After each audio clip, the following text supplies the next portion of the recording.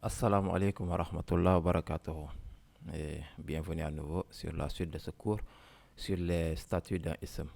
La dernière fois, nous avons vu qu'en arabe, pour déterminer le statut d'un ism, il faut regarder le son final du ism.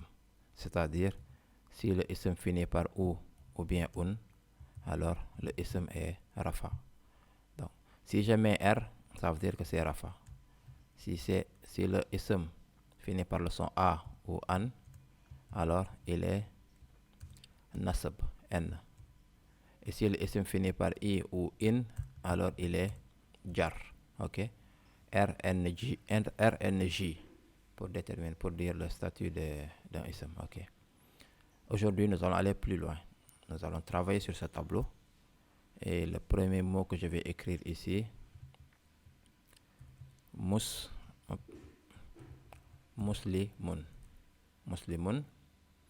Muslimun qui a le statut rafa, puisque ça finit par un. Ok? Donc je vais le noter ici. Rafa. Donc quand je vois muslimun dans une phrase, je vais me dire que un musulman a fait quelque chose. Puisqu'il est rafa, il est auteur d'un acte. Par exemple, dans la phrase, le musulman a mangé une banane. Donc, le musulman fait l'acte de manger une banane, donc il est rafa, il est auteur. Ensuite, on a musliman. Pour ce qui est du alif que vous voyez ici, c'est juste une norme d'écriture, mais il n'a aucun effet sur le mot. Donc, ne le prenez pas trop en compte. Ok? Donc, ça finit par an ici. Le mot muslim est nasab. Ok? Donc, quand je vais voir ce mot dans une phrase, je vais me dire que c'est un détail, qu'un musulman subit quelque chose. Par exemple, si je dis j'ai aidé un musulman, ça sera j'ai aidé un musulman, puisque je fais l'acte d'aider et le musulman subit l'acte d'aider. Donc il est nasab. Et enfin, le dernier, muslimin. Muslimin qui est jar. Donc il vient après le mot de. Plus facile des trois. Muslimin. Ok. Sur la deuxième colonne, on va aller encore plus loin. Je vais écrire. Oh là là. Muslimani. Attends, je vais l'emplir une bonne fois. Après, on va l'expliquer. Muslimaini. Et muslimaini encore. Muslimani. Muslimaini. Qu'est-ce qu'on a fait ici? On a rajouté, parce qu'il y a toujours le mot muslim qui est là, les mêmes lettres, mais cette fois on a rajouté ani. Ici, les deux derniers, nous avons ajouté aini. Donc ça nous fait muslimani, muslimaini. Qu'est-ce que ça veut dire? Prenons un autre exemple. Par exemple, si je dis kitabun qui veut dire un livre, et il est rafa, puisque ça finit par un. J'en change la police. Voilà, c'est beaucoup mieux. Kitabun, qui est rafa, pour le rendre nasab, kitaban, et pour le rendre jar, kitabin. Maintenant, je vais rajouter, comme en haut sur muslimun, on a muslimani, je vais rajouter le ani. Ça sera kitabani. Ça veut dire quoi si vous rajoutez ces deux lettres? Si kitabun veut dire un livre, kitabani veut dire deux livres. Donc nous avons doublé la signification. Le ani permet de doubler le nombre. Même chose ici. On a muslimun qui veut dire un musulman. Si vous dites muslimani, ça veut dire deux musulmans. Et le statut est rafa. Donc ici nous allons mettre deux rafa. Alors là vous allez me dire, mais oustaz, vous aviez dit que si le son finit par ou un, c'est rafa. A et an, c'est nasab. I et in, c'est jar. Ici, dans Muslimani, ça finit par I le son. Donc ça devrait être jar. Vous avez raison. Mais sauf que cette fois, nous n'avons pas un son final. Mais nous avons une combinaison de lettres. Ani. Alif et le ni. Donc, c'est une combinaison de lettres. Donc, nous ne pouvons plus nous baser sur le son final. Mais plutôt, nous allons apprendre quelque chose. Nous allons nous baser sur la combinaison finale. Combinaison finale. OK? Ou de fin. Combinaison finale ou combinaison de fin. Cette fois, c'est sur ça que nous allons nous baser pour déterminer le statut du ism. Donc, quand vous avez un ism, et écoutez bien ce que je vais vous dire parce que c'est très très important.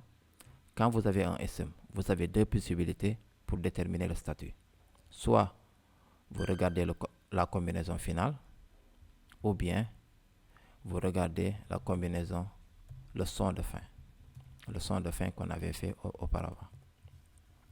Le son de fin. Vous avez ces deux possibilités. Et ce que je vous conseille, c'est de toujours, et je dis bien toujours, je le répète 3 fois, toujours, de regarder la combinaison finale en premier. La combinaison finale en premier. Toujours. Je le mets en rouge parce que c'est extrêmement important ça. Allez-y toujours avec la combinaison finale en premier. Et si vous n'avez pas de combinaison, là, vous pouvez regarder le son final pour déterminer le statut. OK? Donc, ici, Ani est une combinaison et il est Rafa. Les deux suivants, Muslimaini, Muslimaini. On a ajouté Aini. Ça veut dire la même chose. Ça veut dire que c'est 2, on a doublé. Sauf que ici, c'est 2 nasab, et ici 2 jar. OK? Muslimaini, ça veut dire 2 nasab, 2 jar. Là encore, vous allez me demander, mais Oustaz, comment on peut savoir si c'est nasab ou jar? Parce que ça s'écrit pareil. C'est vrai, ça s'écrit pareil. Et vous verrez plus tard comment on va faire la différence entre les deux. Pour le moment, vous ne savez pas. Pour le moment, si vous avez un ism avec ces deux, allez-y avec les deux possibilités. Dites que c'est 2 nasab ou 2 jar, c'est tout. Par exemple, dans le Coran aussi, on peut avoir ça. On peut avoir ce ism par exemple. On a Jannatani, qui veut dire 2 jardins, puisque ça finit par la combinaison Ani. Ici, c'est Rafa, puisque ça finit Ani, comme dans Muslimani. OK? Et si on veut le rendre Nasab ou Jar, qu'est-ce qu'on va faire? On va rajouter Aini à la place de Ani. Ça sera Jannataini. Vous voyez? Jannataini et 2 Nasab ou 2 Rafa, ou 2 Jar plutôt. Vous avez vu? OK. Donc, toujours allez-y avec la combinaison finale avant de regarder le son final, sinon vous allez vous tromper sur le statut. OK? Très bien. Dernière colonne. On continue. Je vais juste copier ce mot. Comme ça sera beaucoup plus facile. Musli. Hop. Voilà. Muslimuna. Ici.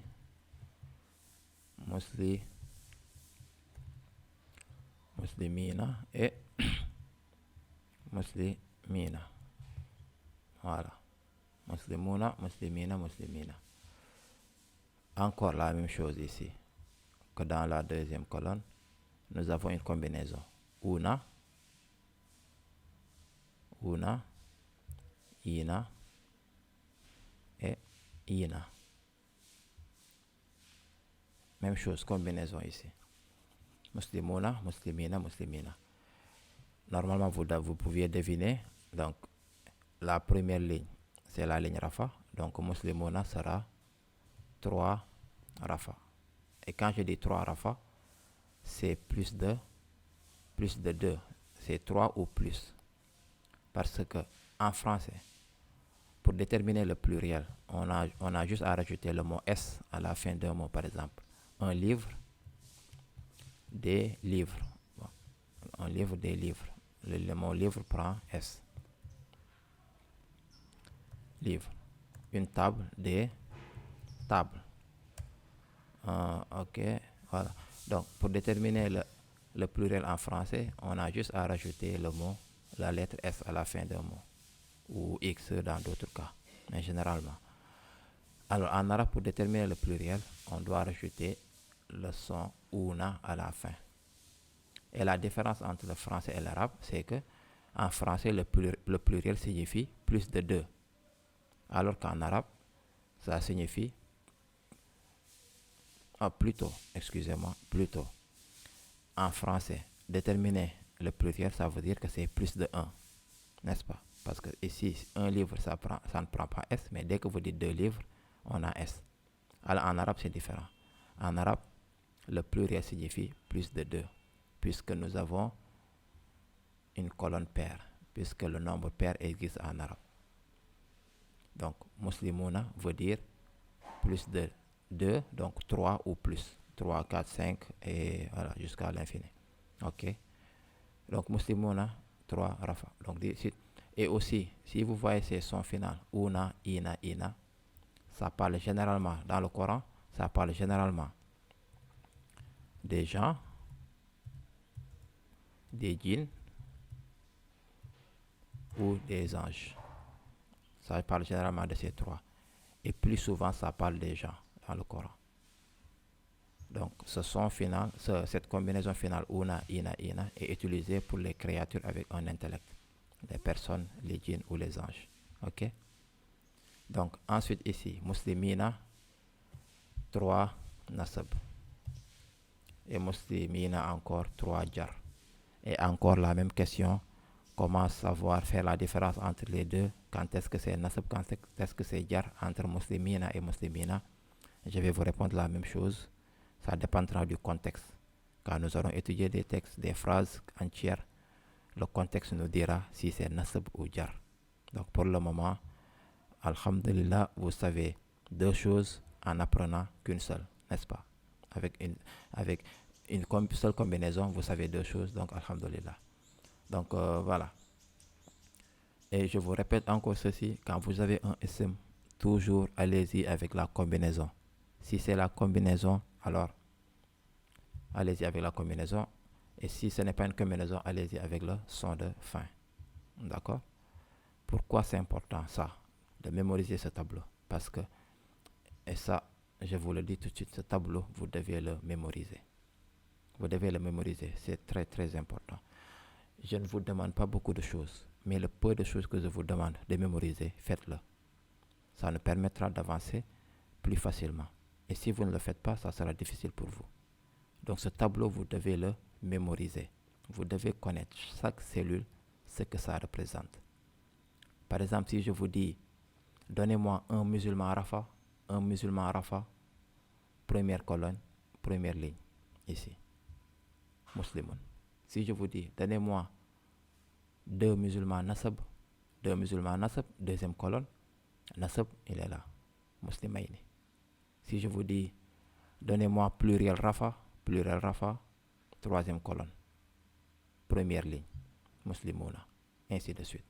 Donc ce tableau, vous devez le mémoriser, comprendre chaque ism, son statut. Et ce qui est bien aussi, c'est que sur la deuxième colonne et la troisième, on connaît aussi le nombre. Donc, un pierre deux coups. Ici, par exemple, Muslimani, on connaît le nombre, c'est 2, et aussi le statut qui est Rafa, n'est-ce pas? Donc, on connaît deux choses avec un seul mot, alhamdulillah. Donc, je vais faire quelque chose et c'est ce que vous devez faire pour maîtriser ce tableau. Ok? Donc, faites-le avec moi. On regarde le tableau ensemble et nous allons répéter cela 5 fois. Ok? Bismillah. Muslimun, musliman, muslimin. Muslimani, muslimaini, muslimaini. Muslimuna, muslimina, muslimina. Une fois. Muslimun, musliman, muslimin. Muslimani, muslimaini, muslimaini. Muslimuna, muslimina, muslimina. 2 fois. Muslimun, musliman, muslimin. Muslimani, muslimaini, muslimaini. Muslimuna, muslimina, muslimina. 3 fois. Muslimun, musliman, muslimin. Muslimani, muslimaini, muslimaini. Muslimuna, muslimina, muslimina. 4 fois. Muslimun, musliman, muslimin. Muslimani, muslimaini, muslimaini. Muslimina, muslimina, muslimina. 5 fois. Donc, ce tableau, vous devez être capable de le lire de cette manière. Muslimun, musliman, muslimin. Muslimani, muslimaini, muslimaini. Muslimuna, muslimina, muslimina. N'est-ce pas? Vous devez être capable de le dire de cette manière, sans regarder. Et bien sûr, en sachant ce que chaque ism veut dire, le statut de chacun et le nombre de chacun. Ok? Voilà. Pourquoi ça c'est important? Parce que vous allez lire dans le Coran. Vous allez lire le Coran et vous allez voir, Allah va vous dire. Attendez, je vais afficher le verset. Vous allez lire le Coran et vous allez entendre Allah vous dire ça. J'enlève ça. Voilà. Allah va vous dire ذلك الكتاب لا ريب فيه هدى للمتقين. للمتقين. Je vais mettre en rouge ce mot al-muttaqina. Muttaqina qui finit par ina. Vous voyez, ina. Si je vous demande le statut de ce ism, qu'est-ce que vous allez faire en premier? Son de fin ou combinaison finale? Son de combinaison. Ok. Et ici, ça finit par ina. Je vais à mon tableau. Si je ne l'ai pas encore en tête, je regarde mon tableau. Le son ina, nasab ou jar. Parce que, puisque je ne sais pas encore si c'est nasab ou bien jar. Ça peut être l'un des deux. Vous saurez plus tard que c'est jar. Mais pour le moment, je ne sais pas. Donc, ina ou donc nasab ou jar. Donc, je vais dire que ce ism a le statut nasab ou jar. N'est-ce pas? Puisque ça finit par ina. Et le nombre, c'est plus de 3, c'est le pluriel. Donc, ça sera 3 nasab ou 3 jar. Al-muttaqina. Voilà. Donc, c'est pour ça qu'il est important de mémoriser ce tableau et de le comprendre. Pour que la détermination des statuts d'un ism soit beaucoup plus facile pour vous. Ok? Donc, voilà. C'était tout pour aujourd'hui. Alhamdulillah. Continuez à revoir les concepts, les vidéos plusieurs fois si vous avez du mal. Et ne passez jamais à la vidéo suivante sans avoir maîtrisé la précédente. Ok? Alhamdulillah. Assalamu alaikum wa rahmatullahi wa barakatuh.